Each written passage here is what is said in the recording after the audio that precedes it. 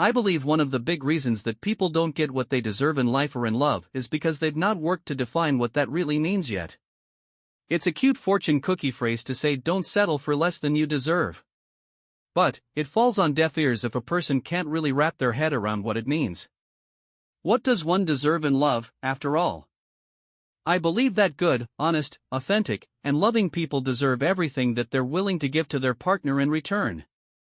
They deserve a high level of treatment because they earn that level of treatment by providing it to the person they love. This is the essence of a healthy and successful relationship: teamwork. Reciprocity. The understanding that both partners are willing to put in equal effort to help each other feel valued, cherished, respected, and appreciated. Let's, then, dig into some of the actions, feelings, and behaviors that you deserve from someone that you're committing the rest of your life to. 1. You deserve someone who's done the inner work. Much of the success your relationship enjoys will be the result of the inner work you both did before you even met. Inner work, what is that, exactly? Inner work is the process of figuring out who you are, what you want, what your purpose is, and what your needs are.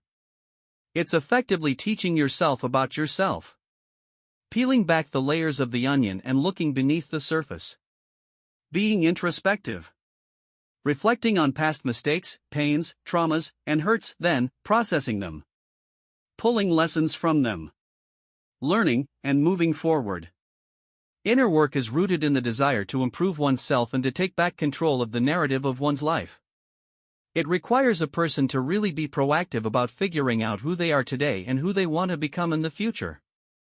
Why is this so important for a life partner to have done, you might ask? Because it's very hard for any of us to commit the rest of our lives to someone if we're not entirely sure of where that life is going. If we don't really know what we want and need, and certainly if we don't really know who is best for us along the journey. It may seem obvious, but I think a lot of people are sort of floating along through life, taking things a day at a time. They'll meet someone new and follow the road of the relationship without really digging into the tough questions, and determining whether or not this person is actually a good forever match or has all of the qualities, values, and mindsets that align with their own. Even more importantly, inner work serves to heal and understand the pain of past traumas, be it minor or severe. If a person is still processing, it doesn't mean that they're a bad person or undeserving of love. It could, however, mean that they're not ready to receive you at the level you're ready to give. This imbalance inevitably ends in heartbreak. If they've not done the inner work, they're probably still foggy on who they are, who they're looking for, and what they want their next 10, 15, or 50 years to look like. It's very hard, if not impossible, to build a future with someone who hasn't yet envisioned a future for themselves. 2. You deserve consistency. The foundation of all trust in a relationship is consistency. Sure, there are other factors, but none of them outweigh consistency. Why? Because anyone can show up sometimes. Anyone can be romantic sometimes. Anyone can sit and listen sometimes. Anyone can spend lots of money on you, flood you with compliments, perform grand romantic gestures, and shower you in attention. What, though, if those floods are strong and intense, but then completely dissipate? What if that person then distances themselves, perhaps out of fear of getting too close, or maybe they've run out of steam or worse, interest? The true measure of someone's love is not in the intensity of their actions, but in the consistency of them. They show up for you consistently. They do what they say they'll do, they mean what they say, and they say what they mean. They're there for you when you need them the most, holding the umbrella over you on the rainy days. They're not just there during the sunny days. They don't love bomb you by diving in headfirst but then disappearing the moment you start getting excited. This is hurtful, confusing, and immature. They're more even with the way they operate. They temper their efforts and excitement in a way that is sustainable for the long term. They don't act, nor treat you, as a fad or a trend that's going to come and go. The thing about timeless design is that it's often understated. It's comfortable, it's there in front of you, and it's attractive. It's not in your face and loud, or shouty, or over the top. Those things often fade just as quickly as they've arrived. Timeless love, though, is like timeless design. It's sturdy, consistent, and steady. You know exactly what you're getting, and that is far more valuable in the long run than any burst of excitement or lust. 3. You deserve healthy communication. If you sit down with any happy and healthy couple who've stood the test of time, they'll tell you that one of the most imperative things that any pair can focus on is healthy communication. I'm using the word healthy in here for an obvious reason. Plenty of people communicate with each other, but the underlying nature or tone is harsh, toxic, terse, or hurtful. We must both, in a relationship, be willing to come to the table with calm and rational thoughts. We must do all that we can to lead with kindness with our partner, to practice patience, and to clearly state what we want and need. Subsequently, we must make the promise to listen with an equal level of intent. Marrying a person does, after all, mean prioritizing their feelings and needs at the same level of your own. It follows then, that we must strive to fully understand these very needs. Healthy communication comes with a myriad of benefits. Sure, we can understand each other better, but what are the real results of that? We can better navigate conflicts when they arise, which, they will. Healthy communication empowers us to stay focused on the issue at hand rather than resorting to personal insults or dragging up the irrelevant past during a disagreement. We can, potentially, avoid conflict altogether in the first place. Not completely, but smaller and more trivial conflicts that may result from simple misunderstandings that could have been avoided in the first place if we'd communicated better. We learn how each other communicates. As great as it'd be if we all thought and spoke the same way, we know that's simply not how human beings work.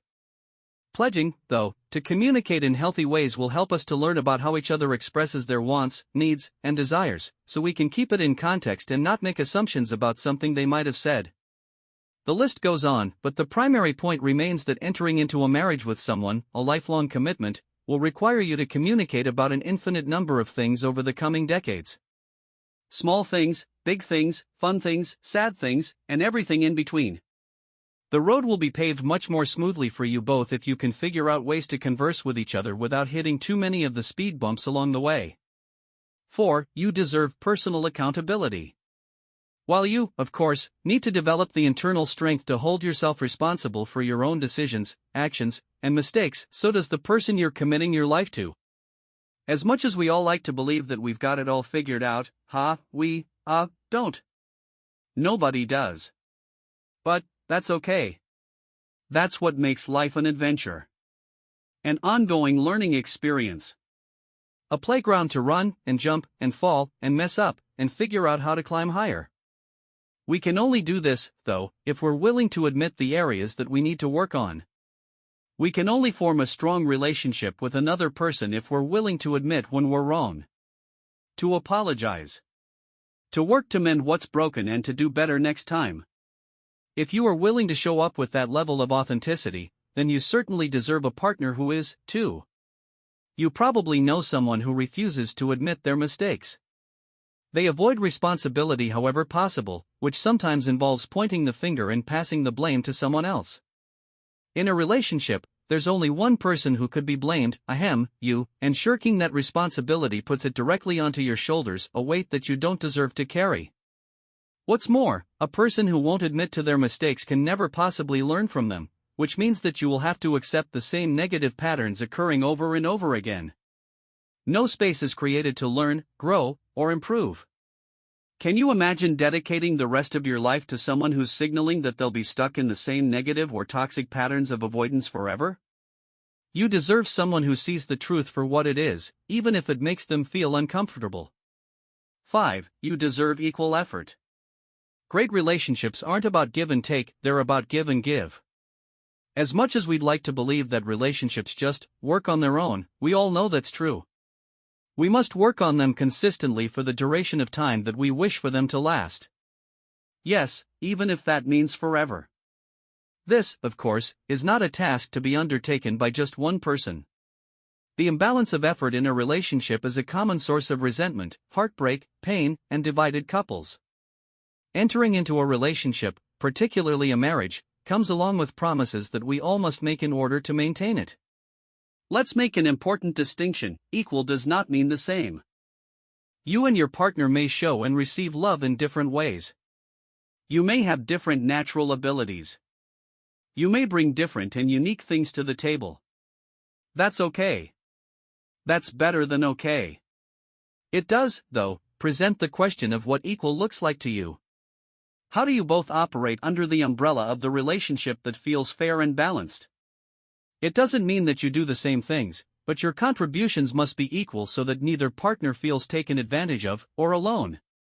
If you feel that you're trying much harder, apologizing much more frequently, always extending the first invitation, always picking up the slack, it may be time to ask whether or not your partner is genuinely matching your emotional investment. A relationship is like an investment. After all, if you don't put anything into it, you can't expect to get anything out of it. 6. You deserve someone who steps up when things can't be equal. Yes, on a regular basis, point number 5 always stands. We all need to come to a relationship making the pledge to match, at least, our partner's efforts. What about, though, if life happens? What if there is an illness? Or an injury? Or a mental health challenge, loss in the family, or a layoff at work? What happens when your partner needs you more than you need them? I always get flack in the comments when I say that sometimes you'll have to put your partner's needs ahead of your own, but these are exactly the times when that might be the case. When dedicating the entirety of your life to someone, there are bound to be challenges and struggles that arise along the way. It's just part of life, and even more of a part when multiple lives are intertwined. It's not a question of if it'll happen, but when. So, the question then becomes, are you both willing and able to step up to the plate when life calls for it? When your partner needs you to be there for them? They might need emotional support, physical support, financial support. The circumstances are obviously unpredictable. Choosing someone to be by your side forever, though, is choosing someone whom you can trust to carry you if you need it, and whom you pledge to carry if they need it. If the person you're marrying can't, or won't, make this level of commitment to you, then why are you marrying them in the first place? In sickness and in health, after all. 7. You deserve a cheerleader. No, not the pom-poms and sparkly outfits, unless of course, that's what you're into. I'm talking about someone who is always in your corner. A partner in life who loves to see you thriving, succeeding, happy, and healthy. The person you marry should want to see you shine. They should encourage your growth, support your journey of evolution, stand behind you when you might fall, and stand beside you when you want a teammate. You should feel no sense of restriction or discouragement from your partner. If you have big goals and dreams, then committing your life to someone who doesn't believe in them, share them, or accept them, could destroy the hopes of them ever coming true. On the other hand, being with a partner whose happiness is rooted in your happiness, a partner who makes you feel invincible, a partner who makes you believe that you're capable of anything, will have a huge impact on your ability to achieve exactly that. This is the person you're going to spend the most time with over the course of your life. The one you'll share ideas with, share a bed with, share fears, hopes, desires, and goals with. How they respond to you during those times is going to greatly influence your mindset and level of confidence, whether or not we like to admit it. Choose someone who lifts you up, not one who holds you back. 8. You deserve someone who has their own ambitions and dreams. A great way to safeguard against being with someone who will hold you back is to look at what their own hopes, dreams, desires, and goals are. People who are driven and motivated never discourage other people from pursuing what makes them happy as well. They understand the desire because it is rooted in them. They have an abundance mindset, not a scarcity mindset. They want to see the people they love and care about win, because they want to be winning, too. They want all ships to rise with the tide. The beauty of having a partner who is equally as motivated and driven as you are, is that the two of you will push each other forward. You'll share ideas, you'll collaborate, you'll celebrate each other's wins, you'll understand what is driving each other, creating an even deeper and stronger bond together. It's also true that intertwining your lives means that you don't just have personal goals, but collaborative goals. Goals as a couple, or a family, or whomever your life is made up of. Those goals are going to require both of you working together in order to reach them. They are shared goals, after all, hefty ones. If one partner feels as though the other is taking advantage of them, or not pulling their weight, or isn't honoring their end of the agreement, it can cause unneeded tension, or even become a breeding ground for resentment. 9. You deserve someone who gives you their full attention. Here's the thing about love, it must be nurtured and cared for. It is, effectively, its own part of life with a very specific set of requirements and needs. While these needs are different for every person and couple, they all share one thing in common. They must be given undivided and full attention in order to be properly nourished. All of us lead busy lives. We've established that both you and your partner have big goals and ambitions, so naturally, that comes along with full days and packed schedules.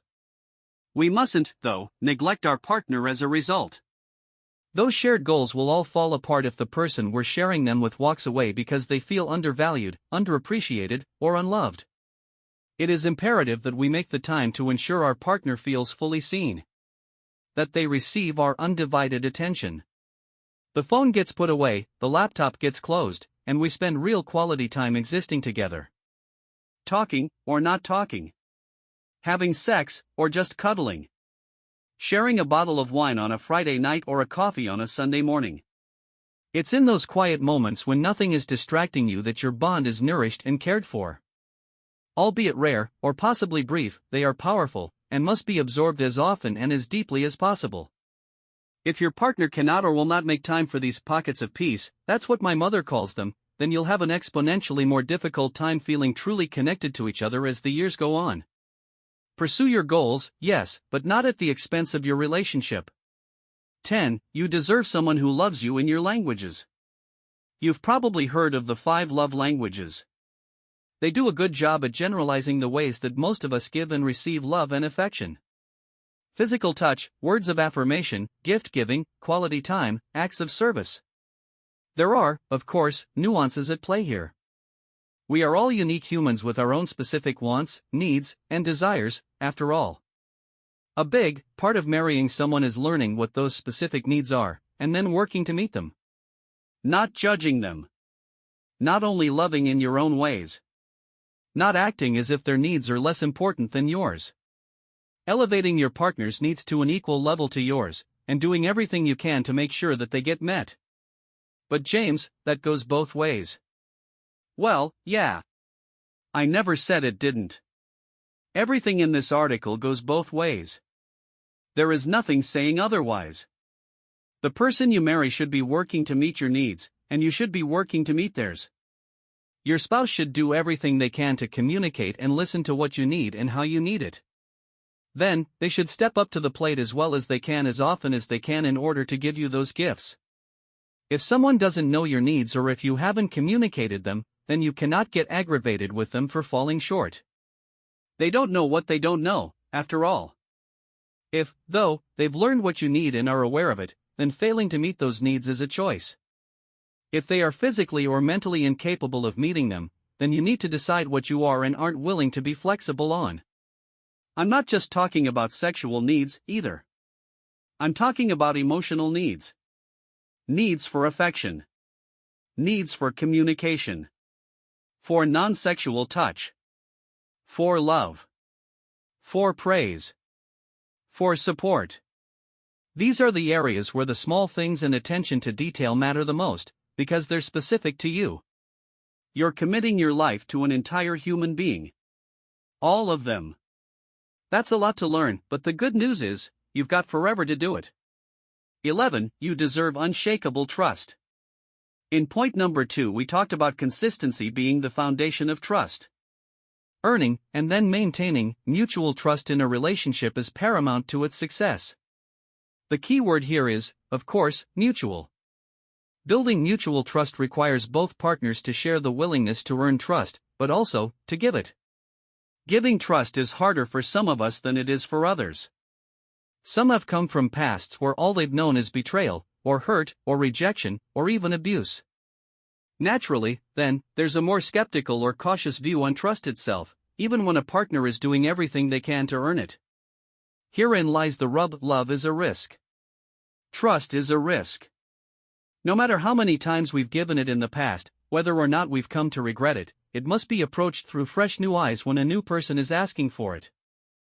The person you're considering spending your life with, though, should have no problem whatsoever devoting all of their time and energy to showing you that they're serious about cherishing and valuing this level of trust. They'll show up consistently for you because that's who they really are. They'll make the choice to trust you in return because of what you've shown them, too. As you both continue proving yourselves to each other, laying the strong foundation of your relationship with each individual brick compiled of the times you've shown each other that you're trustworthy, the foundation will become stronger and more solid over time, but only if you, and they, let it. 12. You deserve someone who compromises. Marriage is, effectively, an intertwining of two lives.